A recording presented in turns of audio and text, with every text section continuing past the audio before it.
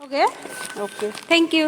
Hello friends, welcome back to my new and another blog. কেমন আছেন সবাই? আশা করছি সবাই অনেক ভালো আছেন আর আমরা খুব ভালো আছি। তো জাস্ট একটা পার্সেল এসছে, তাই এটাকে আগে রিসিভ করে নিলাম। এই জিটার মধ্যে কি আছে দেখবা পাপা? চলো আমরা এখন আনপ্যাক করে দেখি। হ্যাঁ, আমরা সবাই দেখবো। হ্যাঁ পাপা, এ রাম এই কি এটা উপরে ওকে ঢেকে দিয়েছিলাম, ও মুখে নিচ্ছে। মুখে নেও বলেই তো মুখের এই জিনিস এনেছি। এখন আর তুমি যেটা সেটা মুখে দিবা না। দাঁড়াও দেখাচ্ছি। দাঁড়াও দাঁড়াও পাপা দাঁড়াও। আমার পাপা খেলু খেলু করবো এটা দিয়া। কিভাবে আনপ্যাক করছি এটাকে, যেদিক পারছি সেদিকে করছি। ইয়ে, এটার মধ্যে কি আছে লে? এটার মধ্যে কি আছে চলো দেখাচ্ছি তোমাদেরকে। এটা হচ্ছে পাপারই স্পেশাল একটা জিনিস, যেটা এই যে দেখো। দেখো পাপা দেখো, ভালো লাগছে? পছন্দ হয়েছে নাকি পাপা? জি জি। ইয়ে, তো এই যে এখানে আমাদের দেখো দুইটা টিটার্স আছে ওর জন্য। ও আজকাল যে সব কিছু মুখে দেওয়া শিখেছে, মুখে দিচ্ছে, চাবাচ্ছে। তো সেই জন্য আমি টিটার্সগুলো নিয়ে এসেছি। আর এগুলো দাঁত উঠার আগে যে এগুলো বাচ্চাদেরকে দিলে পরে তাড়াতাড়ি দাঁতও উঠে, আর প্লাস অন্য কিছু মুখেও দেয় না, সেই জন্য এনেছি। তো ভয় নিয়ে অন্য কিছু মুখে দিলে যা তা দিয়ে দিবে। তো এখন এইটা দিয়ে খেলবে ও। না পাপা, না পাপা, না, এইটা মুখে দিয়ে তারপরে তুমি খেলবা। দাঁড়াও, এটা ধুয়ে আনিয়ে দিচ্ছি। হ্যাঁ দাঁড়াও পাপা দাঁড়াও, কান্নু করবা না, পেনু পেনু করবা না, আসছি।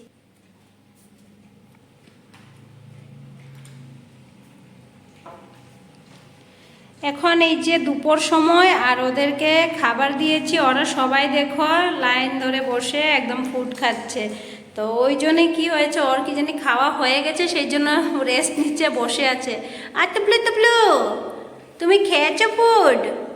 খাওয়া হয়েছে তোমার? ওর খাওয়া হয়ে গেছে, সেই জন্য সাইড হয়ে গেল। আর ওদিকে মা আর ছেলে মিলে দুজনে একসঙ্গে খাচ্ছে, আর এইখানে আমাদের বগি একা খাচ্ছে। তো বগি দেখো কিছুদিন আগে যে এই যে ট্রিম করে দিয়েছিলাম, এখন দেখো লুমগুলো আবার বড় বড় হয়ে উঠেছে। আর যেগুলো ড্যামেজ রুম ছিল ওইগুলো হয়তো পড়ে গেছে বা পড়েই যাবে। তো এখন একটু ওদের সঙ্গে আমি টাইম এক্সপ্লেন করবো, মানে খেলবো ওদের সঙ্গে, একটু খেলতে হয়। তো না হলে ওরাও একদম চিল্লাচিল্লি করতে থাকে, কখন আসবো কখন খেলবো, ওরাও একটু খেলতে চায়। তো ওদেরকে যে এই রুমটার মধ্যে ছেড়ে দিই আমি সারাদিন, ওরা এখানেই থাকে আর যা ইচ্ছা তাই করে, এই রুমটাতেই করে ওরা। আর বাইরে আমি কমই বের করি এখন, আগে তো প্রায় সব সময়ই ওরা ছাড়া থাকতো বাইরে, মানে রুমের বাইরে। তো এখন ওদেরকে রুমে রাখার কারণ হয়েছে ওই যে পাপা আছে না, পাপার সঙ্গে যে গা ঘেঁষাতে থাকবে, সেই জন্য ওদেরকে আমি আলাদা করে রাখি।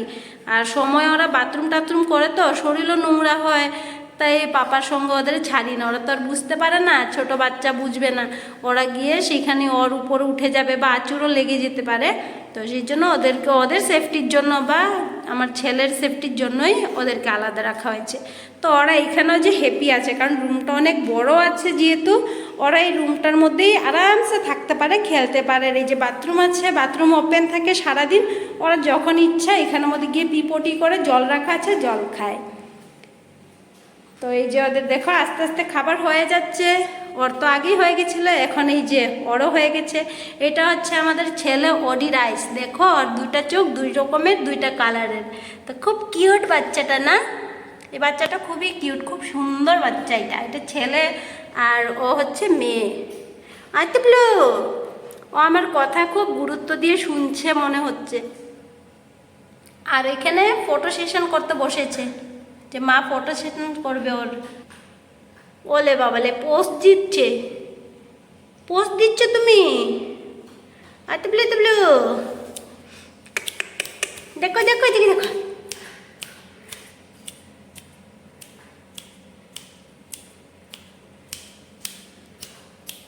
চলে গেল।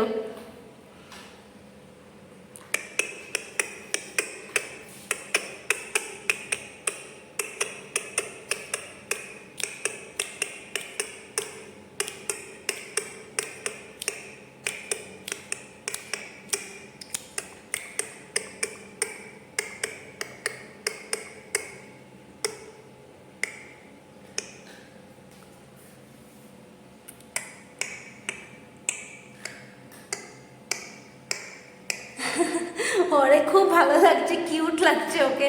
এখন সাইড থেকে লুকিয়ে লুকিয়ে দেখছে ও আমাকে। তো ওরা এখন খেয়েছে, এখন একটু রেস্ট করো, তারপরে এসে তাদের সঙ্গে খেলবো আমিও যাই। এখন দেখি পাপা কি করছে, ও ঘুমিয়ে আছে, সেই জন্য আমি ওদের রুমে আসলাম। ও আবার উঠে গেলে ওর সঙ্গে থাকতে হবে। Good evening friends. তো এখন ইভিনিং সময় আর আমি চলে এসেছি রান্নাঘরে। তো কি বানাবো এখন আমি সেটা তোমাদের কাছেও শেয়ার করবো, আর তোমরা স্কিপ না করে ভিডিওটা কমপ্লিট দেখো, তাহলে বুঝতে পারবে। তো এখন আমি বানাচ্ছি ছট পূজার একটা ফেমাস ডিশ, যেটা প্রায় কমন, এটা বানানোই হয় বা লাগেই। তো এখন হ্যাঁ, তোমরা হয়তো বুঝতেই পেরেছো যে আমি ঠেকুয়া বানাতে চলেছি। তো ডিশগুলো আমি নামগুলো সবগুলো দিয়ে দিচ্ছি, তোমরা দেখে নিও। আর নারিকেলটা কিন্তু আমি আগের দিনেই কুচি করে রেখেছি বলে তোমাদেরকে আমি লাস্ট ভিডিওতে বলেছিলাম। তো ডিশটা আমি তোমাদের কাছে শেয়ার করব বলে আমি আজকের ব্লগে ডিশটা তোমাদের কাছে শেয়ার করছি।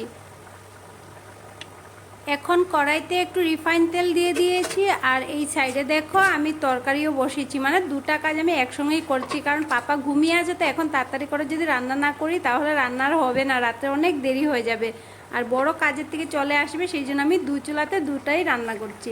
তো এইভাবে দেখো ছোট ছোট বল করে নিয়েছি, বল করে আবার একটু চাপা দিয়ে চ্যাপটা করে নিয়ে তাড়াতাড়ি যাতে ভাজা হয়ে যায় সেই জন্য করেছি। আর অনেকে ডিজাইনও দেয়, কিন্তু আমার কাছে কোনো ডিজাইন নেই যেহেতু, সেই জন্য আমি ডিজাইনার দিলাম না।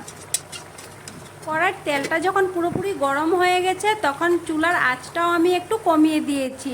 তারপর এই যেটার মধ্যে ঠেকুয়াগুলো ছেড়ে দিয়ে এখন ভাজতে থাকবো, আর ভাজাটা একটু হালকা ব্রাউন কালার যখন হয়ে যাবে তখন সব ঠেকুয়াগুলো আমি নামিয়ে ফেলবো।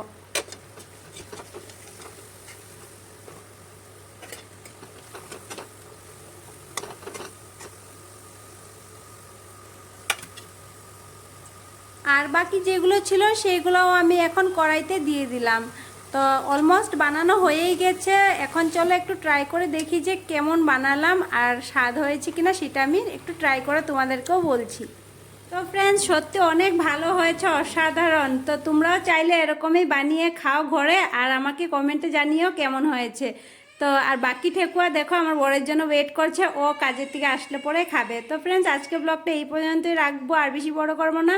তো আবার আসবো নতুন একটা পরবর্তী ভিডিও নিয়ে। এই পর্যন্ত আপনারা সবাই ভালো থাকবেন, সুস্থ থাকবেন। Tata, bye bye and good night.